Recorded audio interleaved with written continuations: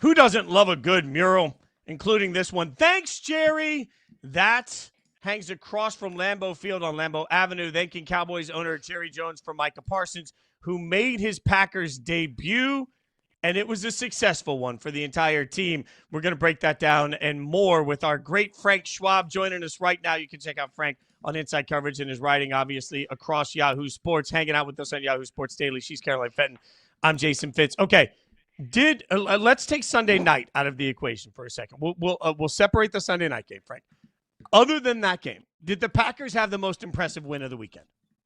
Yeah, maybe the Chargers. If we go back to Friday, that was pretty good. But the Packers look like just an incredible, complete team. Like it wasn't even the Micah Parsons show. If you would have told me the defense played that well, basically kind of kept the Lions out of the end zone. I know the Lions scored a garbage touchdown late.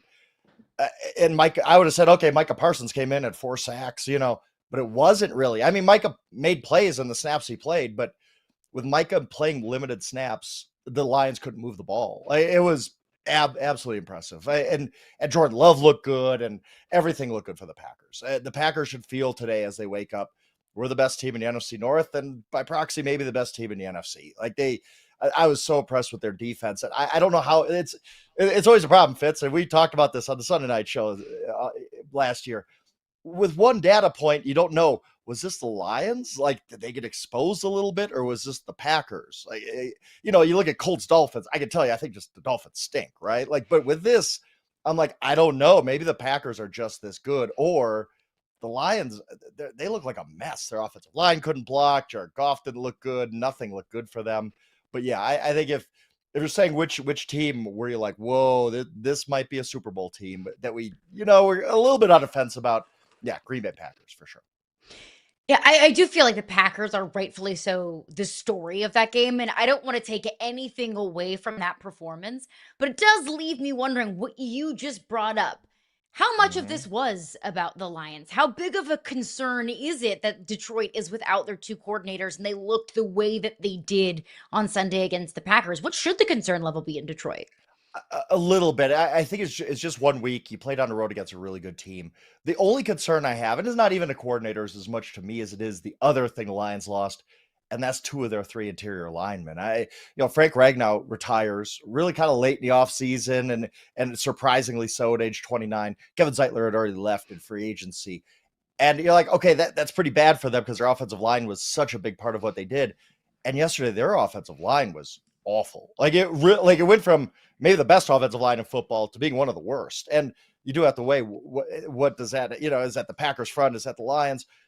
I don't really worry. I think the coordinator is going to be fine. I think Goff's going to be fine. I think everybody, the whole function is going to be fine for the Lions. But I do wonder about the offensive line. If their offensive line is not better than it was yesterday, then this is just not the same team. Like that was the bedrock of what they've done the past couple of years. And it just wasn't the same yesterday. That's the one concern long-term I have with the Lions is can they fix the interior of that offensive line? And even the tackles didn't play well. Like none of those, even Penei Sewell, one of the best players in the NFL, not just one of the best linemen, one of the best players in the NFL. Even he didn't play well. So that whole offensive line was awful yesterday. And that's what has to get fixed for the Lions to get back to being a contender this season. It's funny, Frank, because I'll throw myself under the bus for a second. We did 2 years of Sunday night reaction shows. So for 2 years, I feel like you heard me every week say, I just want to see a little bit more from Jordan Love. And then Jordan Love came out yesterday. He looks surgical, dude. Like, I mean, when you talk about just the absolute, man, we talk about leaps and like progressions and things we want to see from quarterbacks. I felt like I was watching a different human being play quarterback. The confidence, the accuracy, just the mobility, where he was placing the ball. To me, Jordan Love took this massive leap forward. So can I now certainly jump on the Jordan Love bandwagon? Is that allowed at this point? It is allowed. And, it looked like Jordan Love from the second half of the season 2 years ago when he was just on fire. And both me and you were a little skeptical saying, all right, well, that's half a season. And he still that year struggled against the Raiders on a Monday night and whatever. Last season was tough because he got injured right away. In that Brazil game, he suffered an injury. He suffered another injury, I think groin injury a little later. He never really was right all season. And so they were a really run heavy team. They kind of hid Jordan Love a little bit. Yesterday, we saw Jordan Love play an excellent game. He looked fantastic. I mean, everything the Lions didn't do well, the Packers did well. Like everything, like the run game was better. The Jordan Love was better in Goff. The offensive line, the defense, everything was better. And yes, Jordan Love looked like if that's what we're going to see, if we're going to see the Jordan Love for the second half of the season 2 years ago, the Packers might be the best team in football. Like, I mean, that's if Jordan Love is that dude, that's the Packers ceiling is the best team in football. We already knew they had it in them, with especially when they got Micah. And if Jordan Love levels up, well, okay, it might be game over, because I mean that was an absolutely impressive performance by Jordan Love. You said it. Looked surgical. Looked like a guy who knew exactly where to go with the ball. Multiple weapons. That offense was really functioning at a high level. And I think that's what everyone was scared of whenever the Packers did trade for Micah was, well, if Jordan Love takes that next step forward and you add one of the best defensive players in football, then who is stopping this team? But I do want to get into Micah Parsons. We saw his debut as a Green Bay Packer, and I'm not going to lie, seeing him in a Packer uniform looked a little weird, but it felt It was so weird, Caroline. It was so weird. It was so weird. But he got 1 sack. He was on the field for 3 of the Packers' 4 sacks on the day. Obviously, the stats didn't pop off the box score. It wasn't like we're talking about, a Micah Parsons legacy game today. But how would you evaluate Micah Parsons, just his presence and his impact for the Packers on Sunday? I think, yes, even in limited snaps, he did a ton for the Packers. I think he just gave them a little jolt, a little confidence. Like, you could tell the crowd was really amped up. They're giving standing ovations every time Micah Parsons does anything. And then he comes in, and his first play, again, he's going against Penei Sewell, who, again, I'm not even saying best lineman. He might be one of the best players in the NFL. This dude's on a Hall of Fame trajectory. And the first play, Micah Parsons has an inside rush and just cooks Penei Sewell, makes Jared Goff flush from the pocket and throws an incompletion. And you're like, okay, that's what Micah Parsons does. He changes your whole team. Like that, he is so good that he changes the trajectory of the Packers. You could see it in the very limited plays. Like he's out there just making things happen, and you're starting to think ahead. Okay, when this gets to October and Micah, hopefully that back feels better and he's in football shape. He's playing, 80, 90% of the snaps, whatever it's going to be. All of a sudden, yeah, that's right. He's a defensive player of the year candidate. And how does that change the defense? So I thought just in a few plays, we could see a preview of what's to come for the Packers. Not that it wasn't really, really good on Sunday, but it's going to get better. It's going to get better when Micah Parsons is back to his normal self and playing that full snap load. He was nowhere near it yesterday, but still made an impact, which is impressive. I thought a lot about the back, Frank. I hadn't really thought about he's not in football shape yet. That's going to be scary. Okay, let's get some thoughts on some of the other news and notes from around the league. Not the least of which was Dable being lukewarm on saying anything. What do you make of Brian Dable not like wildly endorsing Russ after that Week 1 loss? I mean, at halftime, I was like, just do it. Just put in Jackson Dart. You want to do it. Everybody in New York wants it. I'm watching Russell Wilson out there not leading 1 touchdown drive against a really mediocre Commanders defense. Maybe they'll be better than we thought. Again, 1 data point from Week 1. You never know what to make of it, but I'm going on the side of I just think the Giants offense isn't that good, and Russ is just who he is at this point in his career. There's no upside anymore. There's nothing there. And I get it. Jackson Dart probably isn't quite ready yet, but what have you got to lose? Like he's not gonna lead a touchdown drive? Well, that's what I saw yesterday for the New York Giants. So why not have the kid do that, right? Like Jackson Dart in the preseason was one of the best players I saw, period. And not everybody played in the preseason or played much, but he was awesome in the preseason. And if I'm Brian Dable, I'm not losing my job with Russell Wilson out there, throwing for 3 yards an attempt. It just, what's the point? Like, put the kid out there, let him start. I would start in Week 2. I would have started him second half Sunday. You just have nothing to lose at this point. It does feel like Jackson Dart is that kind of life preserver for Brian Dable's job. Yeah, he really is. Yep. I don't know if that life preserver exists for Mike McDaniel in Miami. Oh, it was rough, Frank. Oh my goodness. That was, if I had any confidence for the Dolphins this year, which I don't think I really did, but if I did have any confidence for them this year, it would all be completely gone after just Week 1. What is his future with the Dolphins? Yeah, it's not good. Anybody wearing a Dolphins uniform yesterday should be like, oh boy, I need to get my bags packed for the end of the year, or maybe mid-season. You look at like a guy like Tyreek. I mean, why wouldn't he be traded at the deadline? And Fitz knows this better than anybody, Caroline, but I get a lot wrong. But yesterday before the games, I texted our NFL editor, Joey Galino, and said, winners and losers, I might be leading with the Dolphins are the worst team in football. And and they looked even worse than I thought they could look. Like, they did not get one stop. The Indianapolis Colts, quarterback by Daniel Jones, scored on every single possession they had yesterday.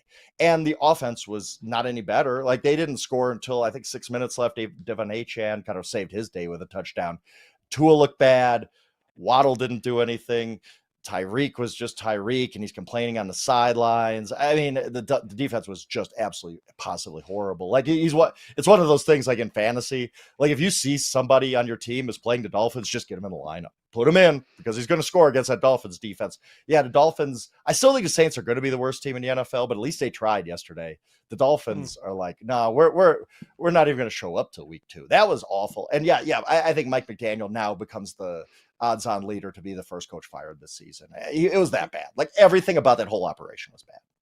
The only thing worse than the game was listening to his press conference afterwards, where he fumbled around trying to figure out how to talk about it. Like, it was just everything about this is painful for Dolphins fans. It's bad. Okay, Frank, I'm going to look just at Sunday. So we're going to take any injuries outside of Sunday off the plate. We're going to look just at Sunday's action. There were 4 key injuries on Sunday. So Jalen Waddle, George Kittle, Drake London, Brock Bowers. Of those 4, which injury do you think has the most consequence to the team that will be impacted by it? And I think it's Kittle. I mean, nothing against Bowers. I mean, but he was, what was his use? I need to text you later, Fitz, to figure out why Chip Kelly was only playing Brock Bowers a little more than half the snaps. But for me, it just, I look at the 49ers and I think about all the injury stuff that's happened already with them. And Christian McCaffrey didn't look great yesterday. I know he caught a lot of passes. They rely a lot on Kittle. He looked good early on, and he gets a hamstring. You know, those hamstrings can be tricky. So I look at everything going on with the 49ers, some of the strife they're dealing with, and now you're dealing with even more with George Kittle. That's not great. I hope George Kittle's back. He's a tough dude. He plays through a lot of injuries, so hope he's back right away. But that is the one that I'm like, oh, this could really set the 49ers back for a while. And I know the rules. I don't listen to the rules very well when we talk, Fitz. But the Xavier Worthy injury is the one. Like, you didn't mention that. Xavier Worthy going down for the Chiefs. Like, it looked like it's Patrick Mahomes and nobody else on that Chiefs offense. And they got the Eagles coming to town this week. I think the Chiefs are in some trouble. I really do. Like, not trouble as far as like missing the playoffs or anything, but saw the Broncos win yesterday. The Chargers beat the Chiefs. All of a sudden, you're like, the Chiefs are gettable in the AFC West. They're without Rashee Rice for 6 weeks. I think they're going to be without Xavier Worthy the whole month of September. They get the Eagles next. They have the Ravens coming up pretty soon. I think the Chiefs, we might look up and we're seeing 2-4, 1-3, whatever it's going to be. I think the Chiefs are going to get off to the season a really, really slow start and have to rally to kind of even try to win a 10 straight AFC West championship. All right, Frank, before we go, the most under-talked about first overall pick in history, possibly, Cam Ward in Tennessee. But it wasn't him that was the story of the day yesterday. It was Brian Callahan as a tactician. Several questionable calls. Like, he chose not to call a review on what looked like a catch because he didn't know the rule that he said that they have to get an elbow and a foot down when that is not the case. Right. When the Titans were up on the Broncos, backed up deep into their own territory, and he calls 3 straight pass plays and leaves the door open for the Broncos to score before half. So the Broncos are up going into half. Just like so many opportunities, Frank, where I felt like the Titans really could have stayed in it more than they even were. There was a door open for the Titans to win that game as 8.5-point underdogs. And it felt like Callahan really fumbled the bag. Your first impressions of him in year 2. Yeah, not a great start. I mean, you get operational stuff like that wrong, and it's a little concerning. And I was already concerned about Callahan after last year. I get Will Levis was not very good, but I don't think Brian Callahan really got the best out of his team either. And you worry that this is a Matt Eberflus situation where you kind of waste your rookie's first year on a coach that's not going to be around for the long haul. Now, we'll see. I will say this about the Titans. I expected them to struggle. I expect them to struggle a lot worse than they did yesterday. The Broncos defense is unbelievable. Played that way yesterday. Cam Ward made some rookie mistakes. Look, after the muff punt, he takes 2 sacks worth 27 yards. You just can't do that, kid. Like that. I'm not going to lay that all on Brian Callahan's feet. But yeah, to your point, like I wonder if he's the right coach for Cam Ward. And I wonder if the Titans should have just said, you know what, we got the first pick. We're bringing in a quarterback. Let's just wipe the slate clean and start over again. Like the Bears should have 2 years ago or last year, I guess, with Caleb Williams. I do wonder if we're going down that road of Brian Callahan too, but it's early. That's one of those.